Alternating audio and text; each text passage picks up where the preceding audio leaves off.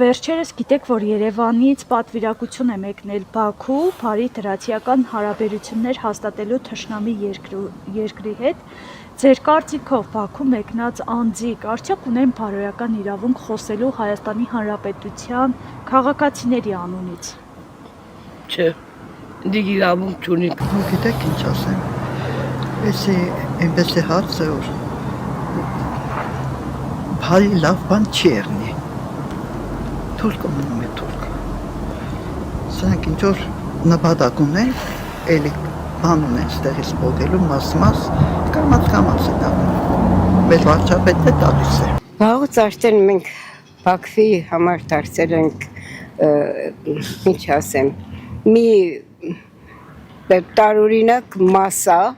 որին կարելի է եւ իշխել, եւ կարկադրել, եւ մեկ չէ իշխանությունը, եւ կարկադրել, եւ հրամայել, եւ ենթարկել։ Ինչ ասեմ, այս ամենը տանում է ի վերջո երկրի կործանման Բաքվի իշխանության տակ տանելուն, դա Նիկոլի որդեգրած քաղաքականություն է, միանշանակ։ Չունեմ, որովհետև Բաքվում թշնամաբարեն միջև հիմա տրամադրված մենք մեր պետական այրերը իբր խաղաղություն են մուրում, բայց Բաքվում նույն ժամանակ հայ սպայն կազմահարած Սաֆարովին հերոսացնում են, պաշտոն են տալիս ու դա չեն թաքցնում։ Դա մեզ ասում է, որ մենք ձեր թշնամին ենք, եղել ենք ու կլինենք։ Իմ կարծիքով չէ։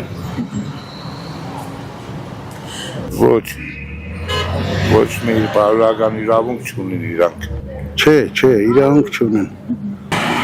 Եթե չեն կարող ասեմ։ Չէ, կարծիք չունեն։ Երևի թե չէ։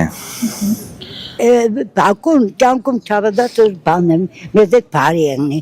որովհետև այդ կամ մարդուն գերիները միջև մենտեղ են,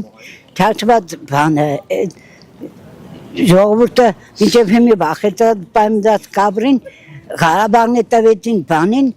Թուրքիային հիմի նոր պետք է դոն կամ մեծ այդ բարի